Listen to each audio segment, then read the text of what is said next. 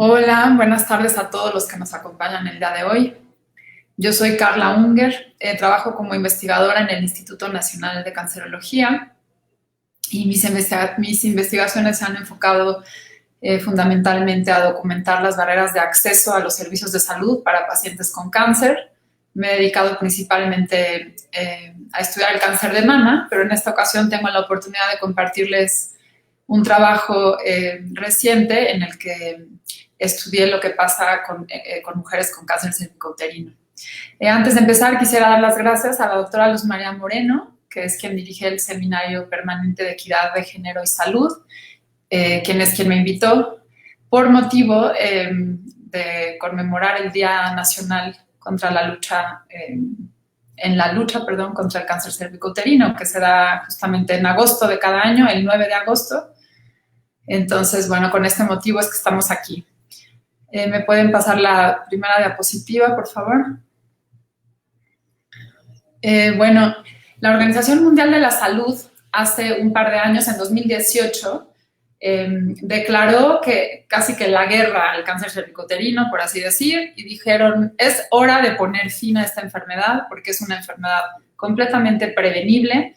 Es el único cáncer en el que sabemos que la causa es infecciosa y que esa infección se puede prevenir. Y después tenemos una siguiente oportunidad, que es una vez que ya tienes la infección, hay cambios en el cuerpo que se pueden detectar haciéndose un Papa Nicolau y tratar antes de que se desarrolle el cáncer cervicouterino. Entonces es una enfermedad completamente prevenible, altamente curable también si se detecta en etapas tempranas, y si nos abocamos pues los gobiernos y la sociedad civil a realmente hacerle frente, no tendría por qué ya haber ninguna muerte por cáncer cervicouterino en el mundo. En México, un poco impulsados por este movimiento mundial, desde 2018 se establece, desde 2019 me parece, se establece el Día Nacional del Cáncer Cervicouterino, que es el 9 de agosto. La siguiente, por favor. Bueno, el cáncer cervicouterino es una enfermedad muy asociada a la pobreza, que es lo que van a poder ver en el mapa que no aparece aún, que Samantha debe de estar batallando ahí en mostrar, donde vemos que se pinta el mapa normalmente de color más oscuro en la parte inferior, que es donde están los países más pobres, ¿no? No lo veo en pantalla, Samantha, el mapa. ¿Sí se ve? Ok. Déjenme verlo aquí al lado entonces. Bueno, entonces el 90% de las muertes ocurren en países de ingresos medianos y bajos. Como pueden ver, las peores tasas de mortalidad, que son las que están en un rojo más intenso, están fundamentalmente en los países africanos. Tenemos algunos también en América Latina y en el sureste asiático, ¿no? En cambio, en los países más desarrollados, como Norteamérica, vemos Estados Unidos, Canadá, Australia, toda Europa e incluso Asia del Oeste, las tasas de mortalidad son bajísimas. ¿Qué es lo que está pasando aquí? Aquí hay dos cosas. Una es que entre los principales factores de riesgo para adquirir cáncer cervicouterino está tener la primera relación sexual muy joven y tener muchos hijos. Y esto suele ocurrir más en países de bajos recursos. Pero además de eso están los problemas de acceso a los servicios de salud como problema fundamental para poder hacerse el tamizaje y detectar tempranamente la enfermedad. La siguiente diapositiva, por favor. En México, el cáncer cervicouterino es la segunda causa más importante de muerte por cáncer entre las mujeres, solo por debajo del cáncer de mama. Aquí en esta gráfica pueden ver del lado izquierdo, en orden de importancia o de frecuencia de mortalidad, los tipos de cáncer que afectan a las mujeres en México. Y esto lo estamos comparando con el lado derecho de lo que ocurre en los países de altos ingresos, ¿no? Y pueden ver resaltado en un rojo más oscuro, en cáncer cervicouterino, cómo la tasa de mortalidad en México es más de 2 veces mayor que lo que ocurre en países de altos ingresos. La siguiente, por favor. Bueno, vamos a hacer un pequeño paréntesis para hablar de la historia natural de esta enfermedad, que es muy importante para entender cómo en dónde se insertan los resultados de este trabajo, ¿no? Primero voy a explicar la gráfica de arriba, donde vemos las 3 líneas de colores. Entonces, vemos abajito de las 3 líneas de colores una línea negra punteada que refleja la edad, digamos, de las mujeres, ¿no? Entonces, alrededor de los 15 años de edad, más o menos, y en los 10 tardíos, digamos, entre los 15 y los 25 y los 20 tempranos, entre los 15 y los 25 años, suele adquirirse, por primera vez la infección con el virus del papiloma humano, lo cual es por es una enfermedad de transmisión sexual, ¿no? Entonces va muy de la mano con el inicio de la vida sexual activa. Ahora, no todas las mujeres que se enferman de virus del papiloma humano van a desarrollar cáncer, eso ya lo sabemos. Entonces, ahí vemos reflejada la curva, como hay un pico de infección y luego como muchas de estas se van resolviendo solas y no todas se van a desarrollar, se van a convertir en un problema, ¿no? Sin embargo, en aquellas en quienes se desarrollan lesiones premalignas o un precáncer, por así decir, se estima que pasan entre 10 y 15 años para que esto ocurra. Por eso ven la línea morada desfasada ahí como hasta los 20 tardíos, 30 tempranos de las mujeres, ¿no? Y estas lesiones precancerosas, tampoco todas necesariamente se van a convertir en cáncer, pero aquellas que lo hagan, pues requieren otra vez de unos 10, 15 años, excepto en pacientes inmunosuprimidas, en quienes este periodo de tiempo puede ser mucho más corto, ¿no? Por eso en particular están en riesgo los pacientes con VIH, que vemos que otra vez que en África, pues tenemos esas tasas de mortalidad tan altas por virus del papiloma humano. Bueno, entonces, habiendo explicado la historia natural, vemos diferentes medidas que podemos hacer para incidir en cada uno de esos momentos, por así decir. Entonces, en color rosa, del lado izquierdo están las medidas de prevención primaria, que en la actualidad pues ya existe una vacuna contra el virus del papiloma humano que se recomienda aplicar en niñas de entre 9 y 14 años de edad, para evitar que se infecten y desarrollen lesiones premalignas, ¿no? Y de esta manera, pues, prevenir por completo el cáncer cervicouterino.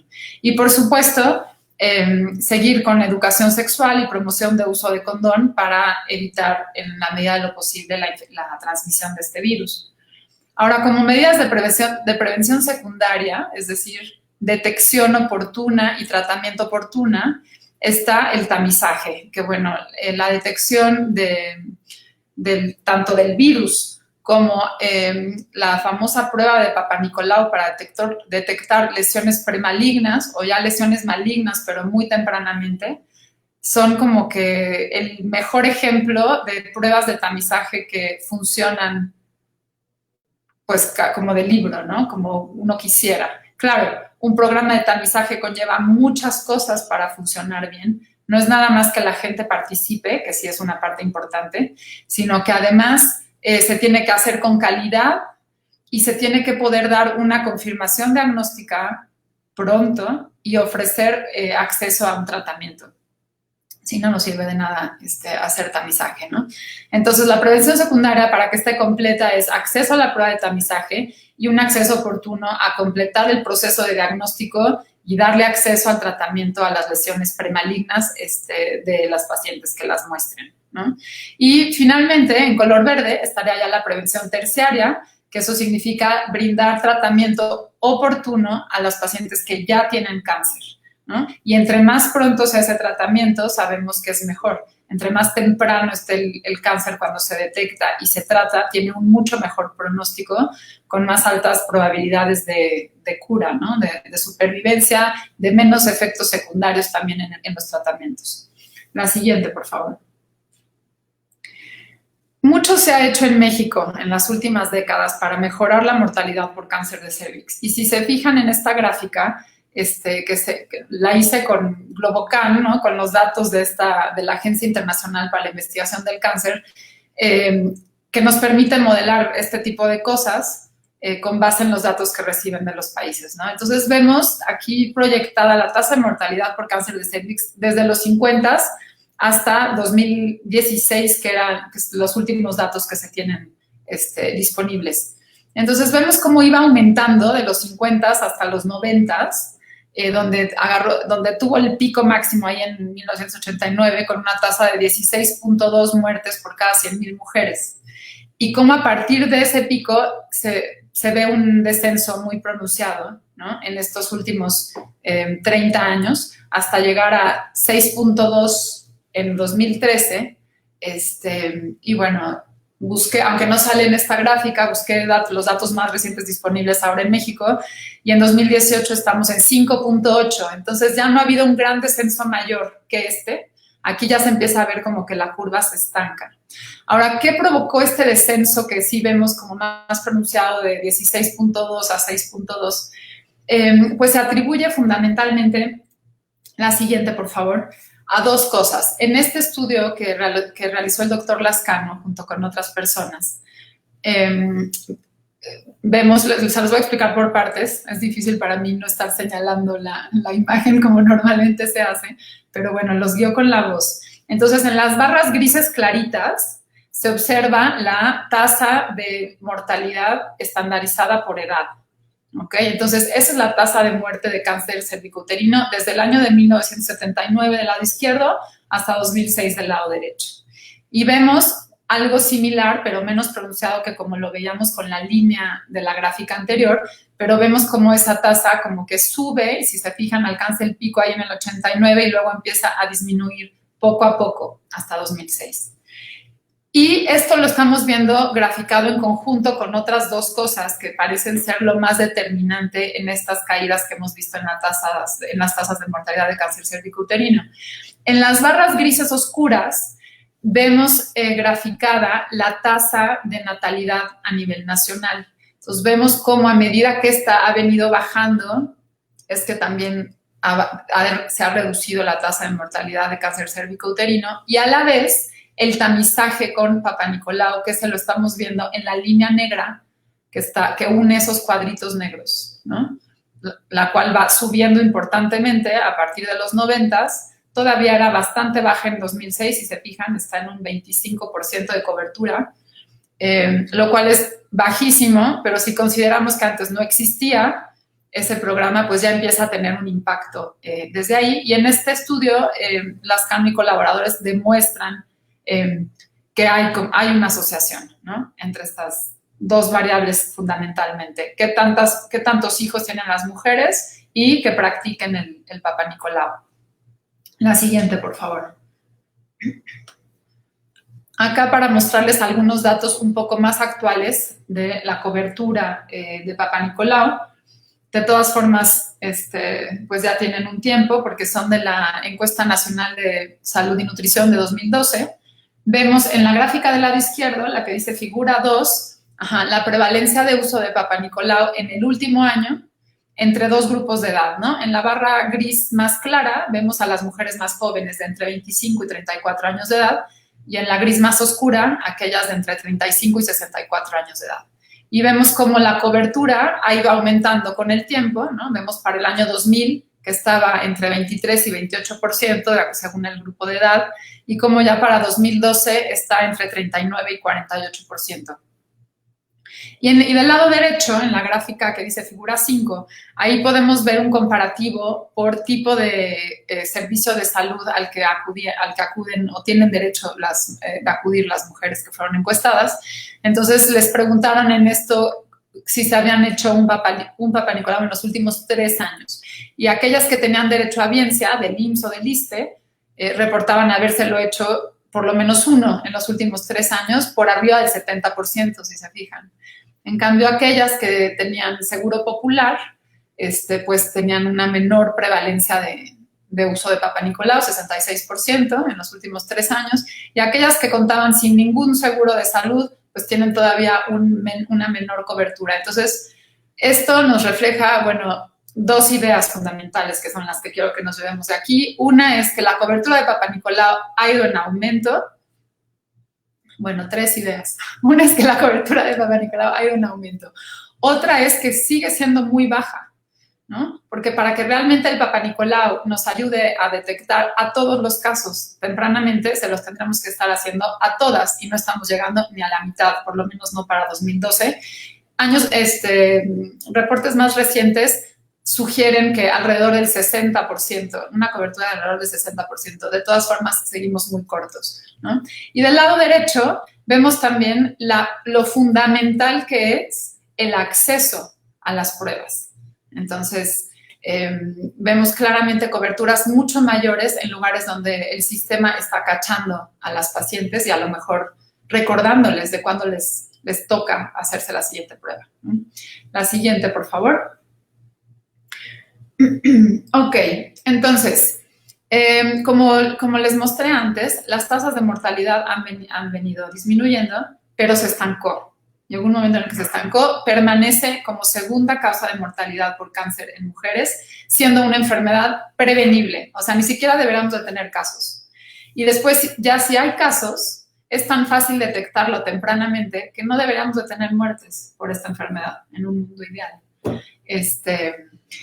Entonces, bueno, esto se debe a diferentes cosas, pero una es lo que ya les mostraba, que hay cobertura de tamizaje limitado. Otra gran cosa que no les mostré, pero que existen datos al respecto, es que la calidad del tamizaje es muy variable. Y hay un estudio del doctor Lascano también que documentaba que aproximadamente el 25% de las pruebas de Papa Nicolau tienen un resultado que es un falso negativo. Es decir, aparece normal y no es normal, ¿no? Ya habían cambios ahí que podrían haber sido tratados.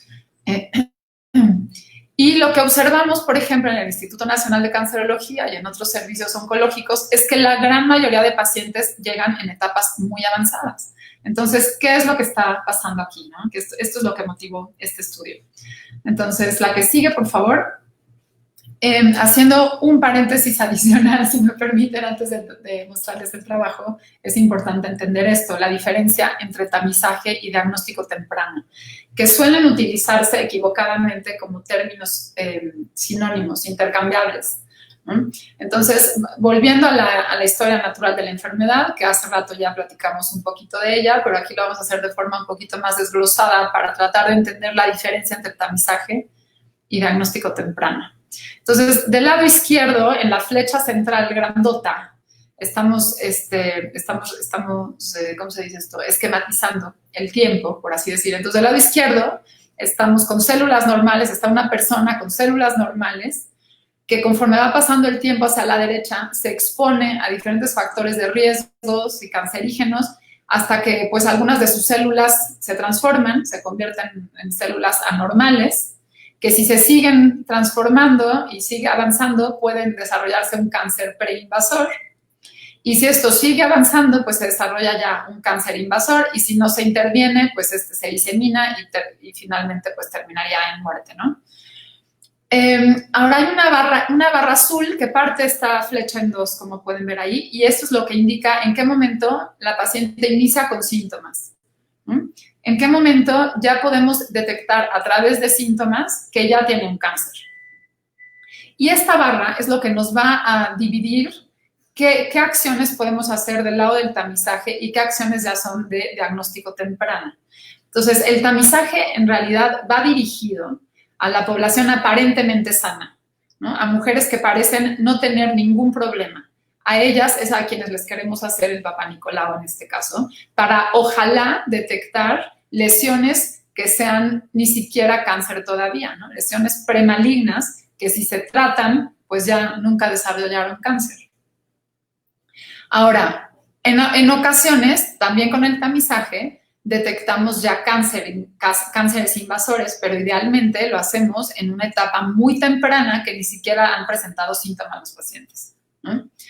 En el diagnóstico temprano, el enfoque es distinto. En vez de dirigirnos hacia la población que no tiene síntomas, nos dirigimos a la población con síntomas con la intención de diagnosticarlas tan pronto sea posible. Es decir, que dentro de esa línea de tiempo, esa flecha que estamos viendo ahí, pues menos hacia el lado naranja y más hacia el lado cafecito grisáceo, ¿no? Cuando el cáncer es lo más pequeño posible y ojalá no ha invadido las estructuras de alrededor y por supuesto que no se haya ido a otros órganos todavía. Esas serían como las estrategias de diagnóstico temprano. Y se necesitan ambas cosas, ¿ok? ¿Y por qué estoy haciendo este acotamiento? Porque en el trabajo que yo les voy a mostrar a continuación, documentamos el tiempo que tardan las pacientes que ya tienen síntomas para recibir tratamiento. Entonces, con los datos que ya les mostré antes, tenemos bajas coberturas de tamizaje, lo cual quiere decir que hay una gran proporción de la población que va a necesitar acudir a buscar atención por síntomas, porque no se está tamizando. Y a esas pacientes con síntomas las queremos cachar lo más pronto posible, ¿no? A la par que queremos que más gente participe en la prueba de tamizaje, pero también tenemos que poder dar entrada a los pacientes que ya presentan síntomas. La siguiente, por favor. Bueno, ¿cuáles son los síntomas de cáncer cervicouterino? Los síntomas que ya pueden presentarse en etapas tempranas son fundamentalmente cambios en el sangrado, ¿no? Ya sea que hay un sangrado irregular, o sea, como que cambios menstruales, o así lo interpretaría la mujer, como de mi menstruación está muy irregular, de pronto me baja antes de lo que me debería de bajar. O en mujeres que ya dejaron de sangrar, que ya están en la menopausia, les empieza un sangrado activo. O pues presentan sangrado justo después de haber tenido relaciones sexuales. Y también puede aparecer descarga vaginal más abundante de lo habitual y en ocasiones con mal olor. Ahora, en etapas avanzadas, ya las pacientes pueden reportar mucho dolor en la espalda baja, en la pelvis y en la parte alta de la pierna, y es un dolor persistente que no se quita, ¿no? Ya nos está hablando de que el cáncer está invadiendo las estructuras de la pelvis y de las vértebras y los nervios. Pueden presentar también pérdida de peso, sobre todo si no es explicable, eso siempre nos debe alertar a los médicos de la posibilidad de algún cáncer. Sentirse muy cansadas, ¿no? Con fatiga, pérdida de apetito y ya descarga vaginal, que suele ser de muy mal olor y una incomodidad vaginal constante. Y ya hasta se pueden inflamar una o las dos piernas. Aquí ya estamos hablando de etapas mucho más avanzadas. ¿Okay? La siguiente, por favor. Entonces, ¿qué es lo que quisimos hacer en este estudio? El objetivo de este estudio fue documentar los tiempos de atención que viven, que experimentan las pacientes con cáncer cervicouterino, cuál es la forma más frecuente en que se presentan, cuáles han sido sus prácticas de tamizaje y sobre todo qué servicios de salud utilizaron antes de llegar al servicio oncológico. Es decir, cuál fue como su experiencia pues de estar tocando a la puerta para que el sistema las cachara. ¿Y cómo obtuvimos estos datos? Pues encuestamos a los pacientes, aplicamos un cuestionario estructurado a través de entrevistas cara a cara y además revisamos los expedientes clínicos de todas las pacientes encuestadas. En total, entrevistamos a 432 pacientes que fueron diagnosticadas con cáncer cervicouterino en uno de estos dos hospitales, que son los dos principales hospitales públicos para pacientes con cáncer en la Ciudad de México, que son el Hospital General de México, Eduardo Liceaga, y el Instituto Nacional de Cancerología. Ahora, cabe destacar que ambos hospitales reciben pacientes no solo de la Ciudad de México, sino de toda la zona metropolitana y de estados vecinos, ¿no? Incluso a veces reciben pacientes de más lejos, pero en general Ciudad de México, Estado de México y algunos otros estados del centro y sur. La que sigue, por favor. Entonces, estas son las características de las participantes en nuestro estudio. La edad promedio fue de 50 años, con la paciente más joven de 22 años y la mayor de 84 años. Entonces, aunque si recuerdan, hace rato les mostraba que se transcurren aproximadamente entre 10 y 15 años para que una paciente desarrolle lesiones premalignas y luego otros tantos años para que desarrolle cáncer, pues siempre puede haber variantes que hagan que esto progrese mucho más rápido, ¿no? Entonces aquí vemos cómo puede ocurrir incluso en los 20 tempranos, ¿no? Como esta chica de 22 años. Bueno, aquí podemos ver en qué estado vivían estas pacientes al momento de la entrevista y vemos que más o menos un tercio residía aquí en la Ciudad de México, otro tercio en el Estado de México y aproximadamente otro tercio en otros estados, ¿no? En cuanto al alfabetismo, pues podemos ver que en general son una población de baja escolaridad, donde solo el 16% estudió más que la secundaria. En cuanto a la ocupación, la mayoría de ellas son amas de casa, solo el 23% reportaban tener un trabajo, y también suelen ser de bajos recursos socioeconómicos. La que sigue, por favor. Bueno, aquí del lado izquierdo puse la forma en que se presentaron, la forma en que detectaron el problema. Y vemos como casi el 85% de ellas lo hizo porque presentaba síntomas en vez de como tamizaje. A mí en lo personal este resultado me impresionó mucho porque se ha hecho tanto esfuerzo en esto del tamizaje que uno esperaría pues que le llegaran muy pocas pacientes sintomáticas, ¿no? Y que más bien llegaran porque tienen un Papá Nicolau anormal. Y pues no, desgraciadamente vemos que esto está todavía pues muy lejos de ocurrir. Y del lado derecho pues vemos las etapas clínicas, lo cual pues tiene mucho que ver con que se presentan de forma sintomática, ¿no? Vemos que solamente alrededor del 23% de las pacientes están siendo diagnosticadas en las etapas más tempranas en las que las quisiéramos estar detectando. Bueno, si es que las detectáramos con cáncer cervicouterino, porque quisiéramos incluso detectarlas antes, ¿no? Cuando tienen lesiones premalignas y las podemos tratar y que ni siquiera hubiera cáncer cervicouterino. Pero digamos que dentro de las que tienen cáncer y que ya a lo mejor hubieran síntomas, quisiéramos que estuvieran máximo en etapas localizadas, que está ahí en color verde, y en cambio lo que vemos es que la gran mayoría está en etapas localmente avanzadas, que está ahí en rojo, y bueno, algunas ya con enfermedad metastásica, es decir, que ya la enfermedad se fue a otros órganos. La siguiente, por favor. Estos son los tiempos de atención que documentamos en estas pacientes. Hasta arriba, en la barra roja, pueden ver el tiempo que va entre que la paciente detecta el primer síntoma y el inicio del tratamiento ya para cáncer. ¿Ok?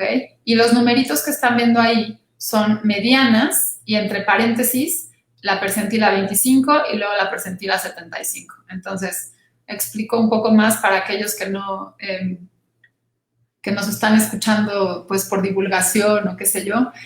La mediana es un valor que nos parte a la mitad a la muestra. Quiere decir que el 50% de nuestra muestra tardó menos de 7.9 meses y la otra mitad de nuestra muestra tardó más de 7.9 meses en recibir atención.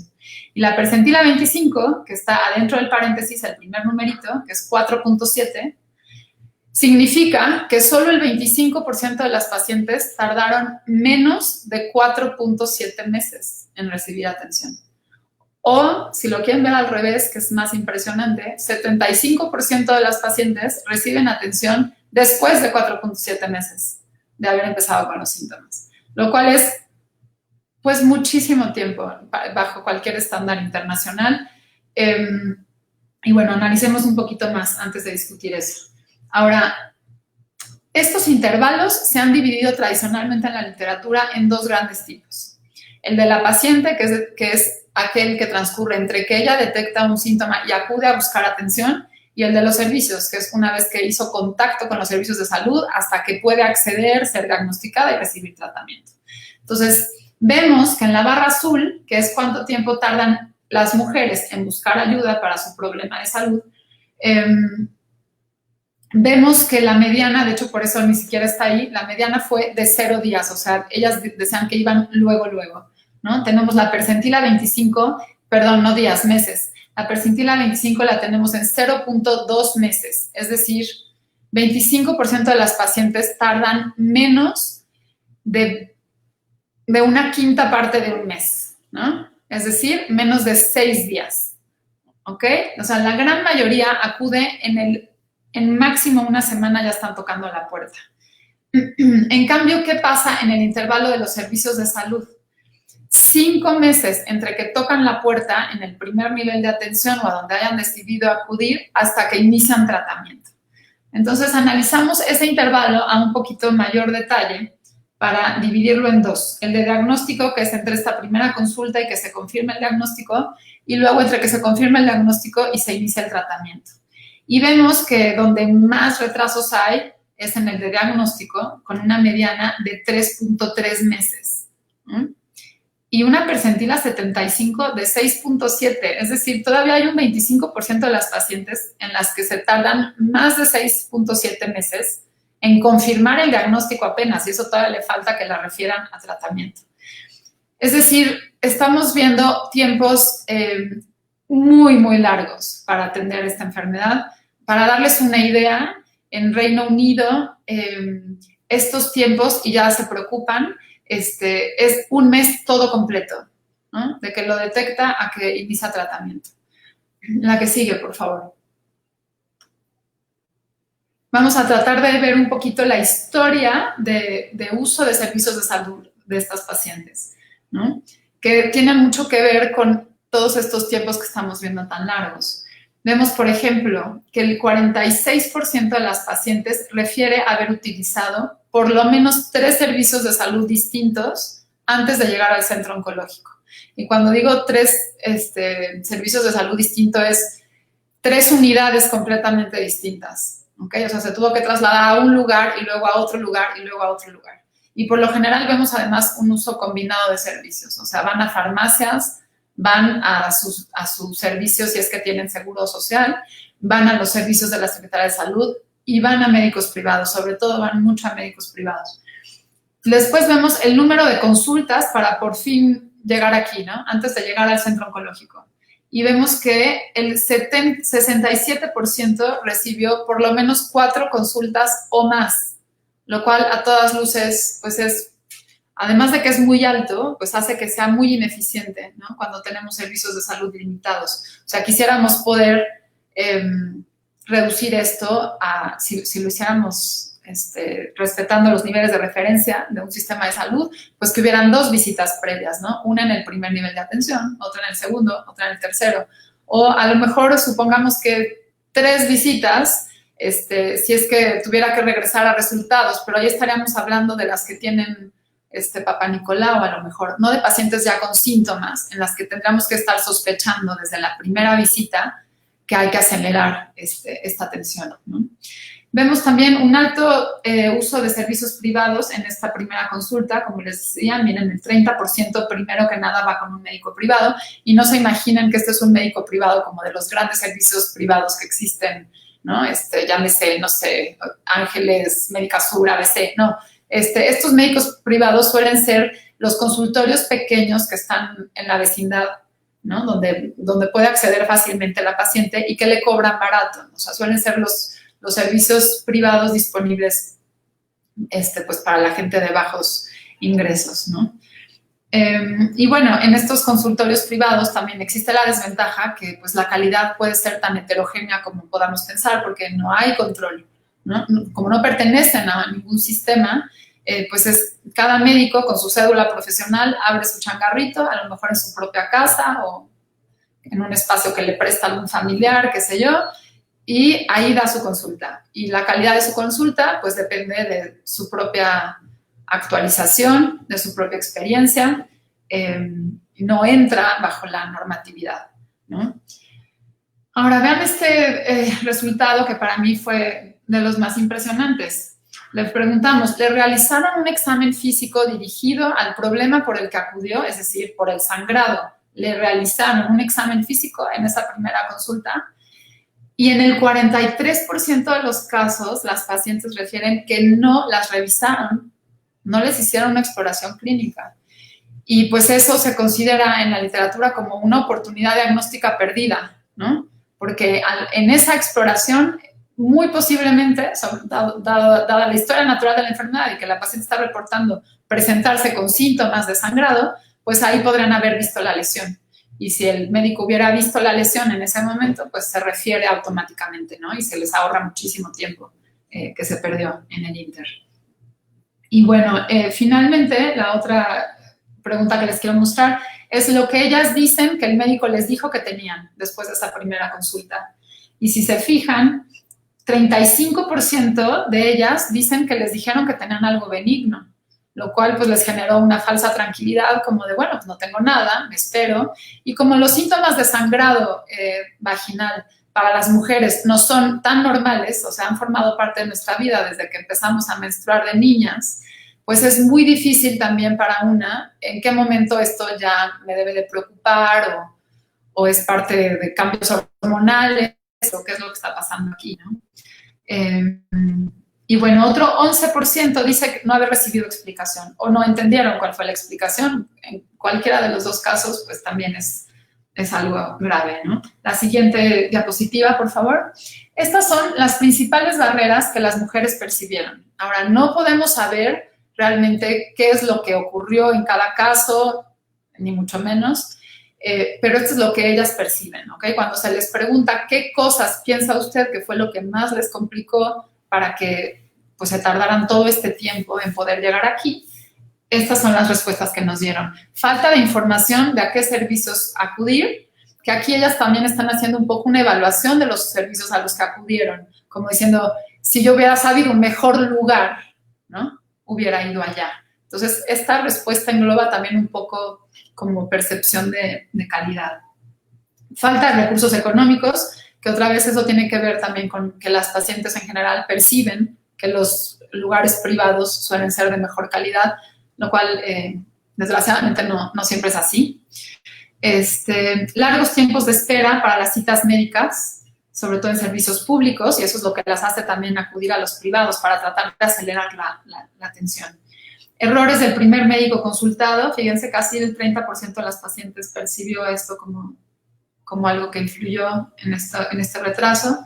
Y ya menos frecuentes, dificultad de ella para faltar a su trabajo y, bueno, y barreras administrativas para ingresar a los servicios públicos de salud.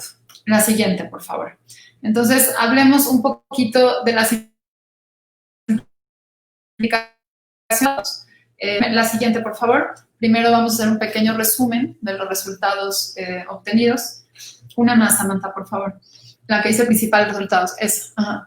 Bueno, entonces lo que les mostré es, primero, la mayoría de pacientes se presenta por síntomas. Entonces, por supuesto que es un problema pendiente el tamizaje, pero también tenemos que ver qué hacer para cachar a todas estas pacientes que están llegando por síntomas. Son como medidas al paralelo. Segundo, la mayoría se presenta en etapas muy avanzadas y estamos viendo muy largos tiempos para confirmar el diagnóstico y evidencia de oportunidades diagnósticas perdidas. No tengo forma de poder evaluar la calidad de las consultas que recibieron esas pacientes, porque cada quien recibió una consulta en un lugar distinto, ¿no? No tenemos pues un sistema único de salud, ni un expediente único que podamos revisar, pero por lo que ellas narran, evidentemente parecen haber oportunidades diagnósticas perdidas. Uno, porque ellas nos dicen que les dieron un diagnóstico benigno, pero otro porque nos cuentan que no las exploraron, ¿no? En las primeras consultas. En resumen, lo que aquí parece estar ocurriendo es que hay problemas de acceso oportuno para el diagnóstico y para el tratamiento. La que sigue, por favor. Para el control del cáncer, la Organización Mundial de la Salud considera 6 dimensiones fundamentales. Y el diagnóstico temprano es una de estas 6. La pueden ver allá arriba, circulada con más oscuro, en negro, ¿no? Y por alguna razón suele ser como olvidada. Por lo menos en nuestro país ha sido dejada bastante de lado. Como que le hemos metido mucho al tamizaje en los últimos años, al tratamiento, al acceso al tratamiento. Con la creación del Seguro Popular hace unos años se dio acceso al tratamiento de cáncer cervicouterino sin costo para las mujeres, ¿no? Ahora, pues ya no está el Seguro Popular, pero de todas formas el tratamiento sigue estando cubierto ya para todas, ya no tiene nada, no solo para las derechohabientes, ¿no? Y también se ha tratado de hacer mucho esfuerzo en prevención, pues ahí están las vacunas para las niñas, también creo que hay diferentes problemas de acceso, no me voy a meter ahí, y se ha metido muchísimo a tamizaje, pero ha faltado esta parte del diagnóstico temprano, que es fundamental además para que el tamizaje se complete y tenga su beneficio completo. La siguiente, por favor.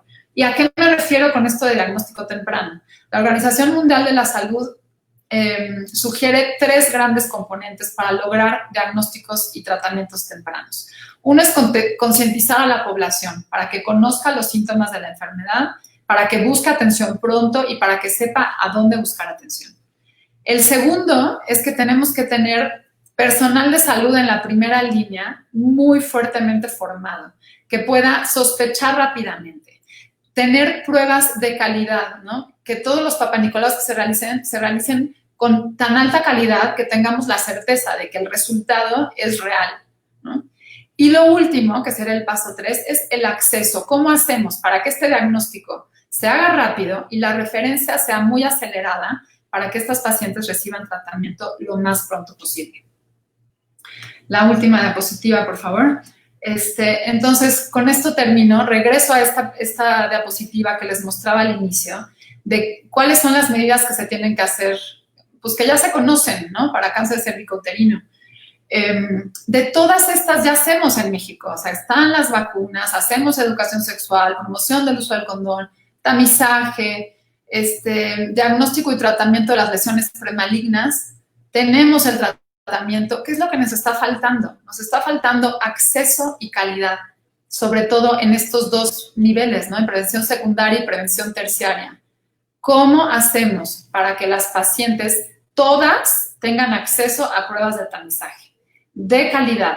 Y con eso erradicaríamos el cáncer cervicouterino a futuro. Claro, si además estamos vacunando y eventualmente todas están vacunadas, pues ni siquiera no va a importar tanto el tamizaje algún día, pero falta mucho para eso. O sea, mientras tanto, tenemos que seguirnos tamizando para detectarlo tempranamente y tratarlo antes de que sea cáncer cervicouterino.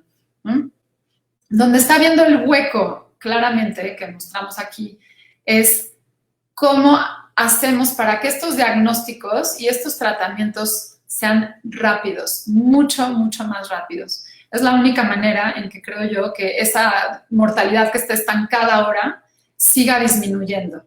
Es bajar las etapas clínicas en las que estamos diagnosticando cáncer cervicouterino, mientras que lo sigamos detectando tan tardemente y tantos, ¿no? Porque no estamos dando acceso suficiente a pruebas de tamizaje de calidad, pues esa mortalidad va a permanecer en donde está. Bueno, les dejo en la última diapositiva mi correo electrónico por si alguien me quiere escribir después y abrimos el foro para sus comentarios, preguntas o lo que sea. A ver, dice Carla López, ¿a qué edad es apropiado el inicio de la vida sexual activa? Esa es una pregunta muy complicada, Carla, que tiene que ver con muchas cuestiones. No te podría decir a qué edad es apropiado, pero entre más joven tienes más riesgo, sobre todo si tienes relaciones sexuales no protegidas, ¿no? Por un condón, pues tienes más riesgo de desarrollar cáncer cervicouterino.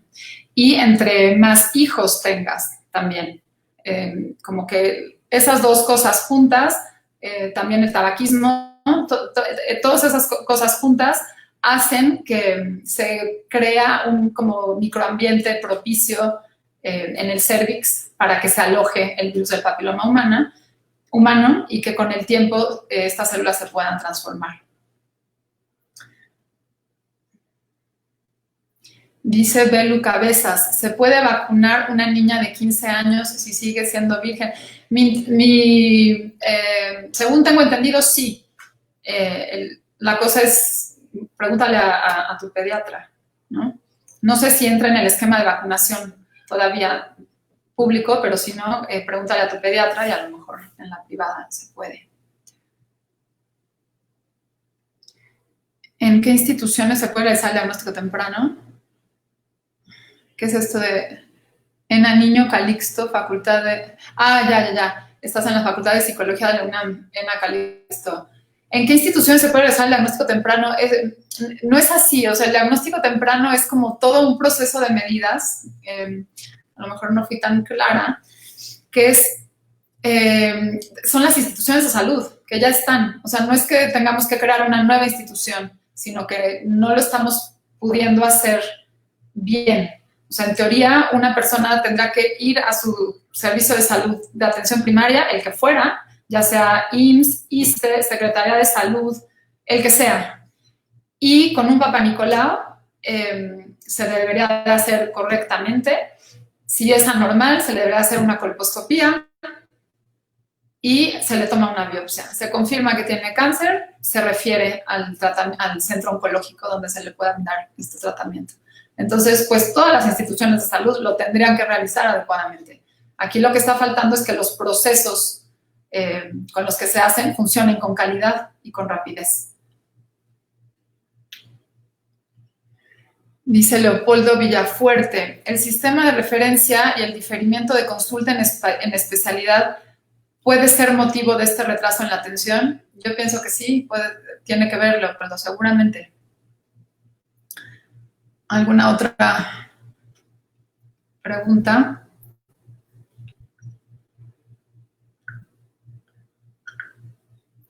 Dice Ana María Carrillo, en todo el mundo, incluso en los países desarrollados, la pandemia de COVID-19 está provocando menor solicitud de servicios de salud. ¿Qué estrategia se está sugiriendo para evitar el agudizamiento de la búsqueda tardía de ayuda en cáncer cervicouterino? Muy bueno. Se corta aquí, Samantha. ¿Cómo podemos ver qué más escribió Ana María? Bueno, se está sugiriendo, ¿quién? ¿Yo o en conjunto?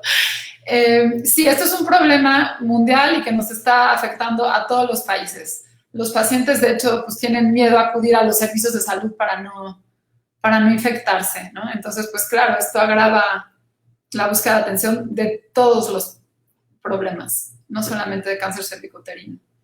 Pero pues lo que yo sugeriría es no dejen de hacerse su Papá Nicolau. Las guías vigentes siguen recomendando cada año aquí en México, aunque si tienes una pareja estable y tienes los últimos 3 Papá Nicolaus normales, podrías ya moverlo a cada 3 años. Entonces, pues procurar continuar con eso. Por supuesto, sexo con protección siempre reduce tu riesgo de todas las enfermedades de transmisión sexual, incluida esta. Y si ya tienes síntomas, pues sí necesitas buscar atención, aunque haya COVID. Entonces, usar tu mascarilla y ir al servicio de salud que te corresponde a estudiarte. Escribe Belú Cabezas, ¿hasta qué etapa el cáncer es curable? Bueno, no es así. En realidad se toman, o sea, no hay nada tan definitivo.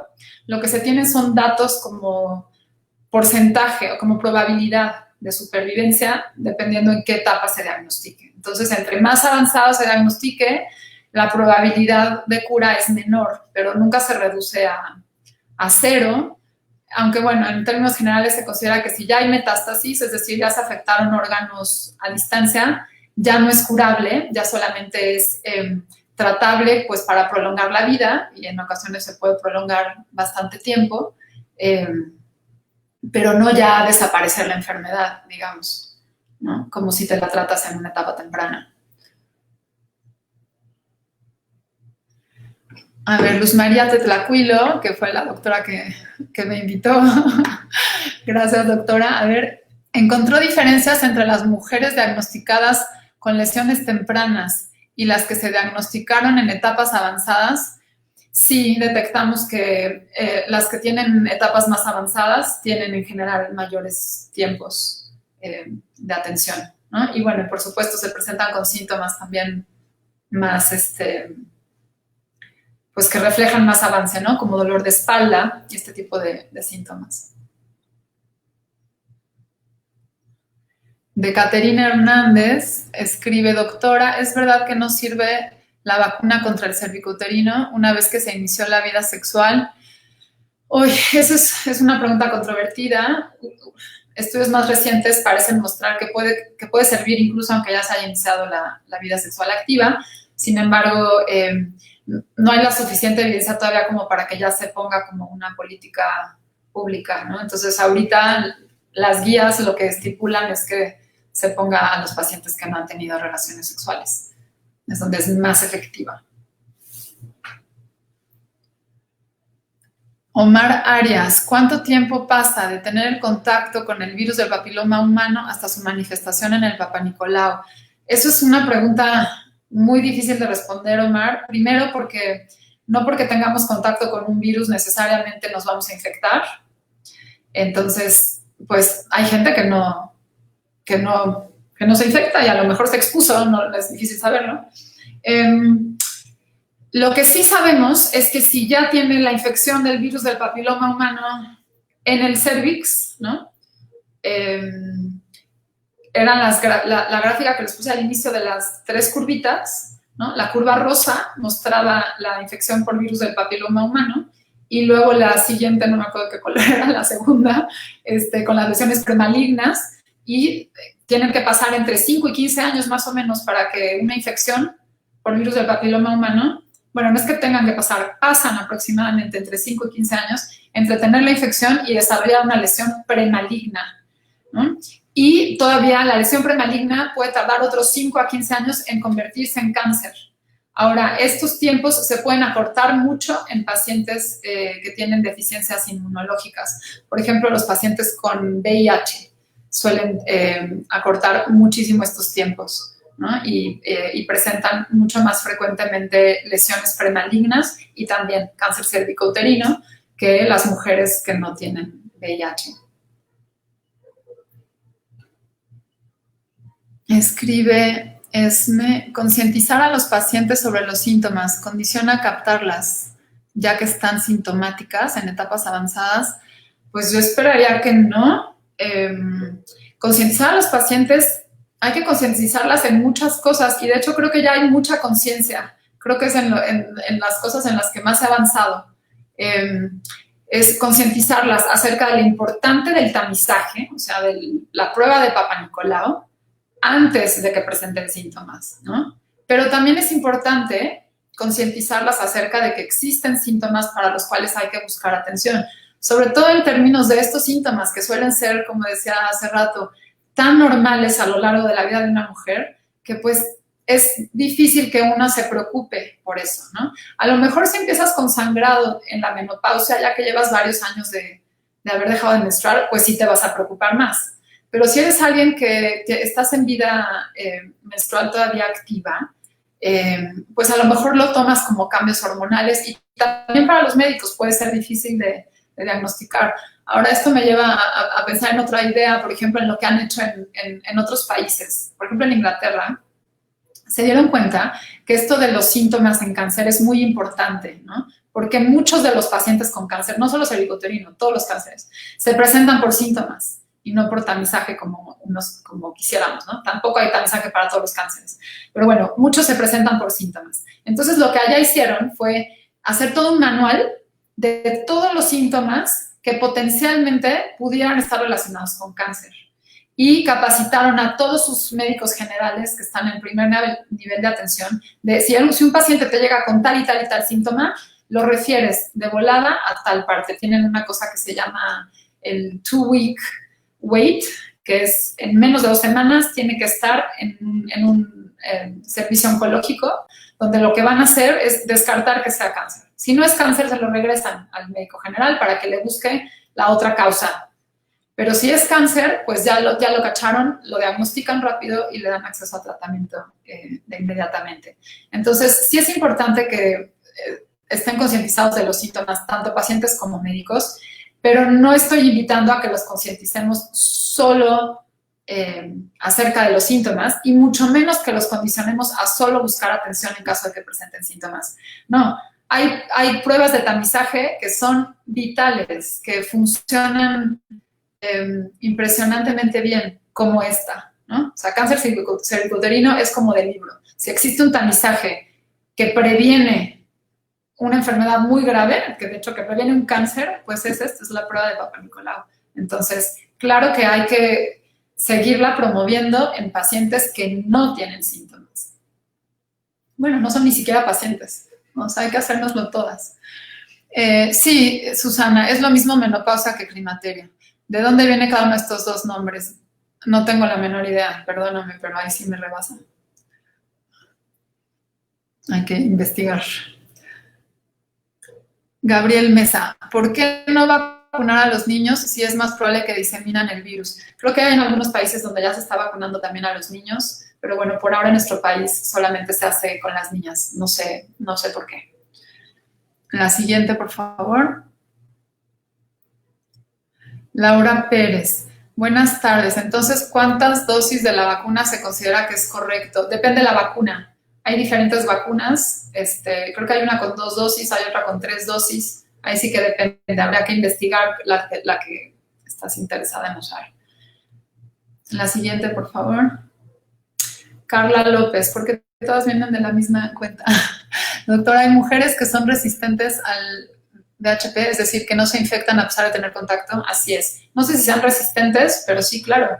Así como con cualquier virus, ¿no? Todos nos exponemos todos los días a muchos virus, pues a lo mejor a los que más familiarizados estamos son a los que nos causan resfriado y todos vemos como de pronto en una casa se enferman 2 o 3 personas y otros 3 o 4 no se enferman, ¿no? Qué sé yo, ¿no?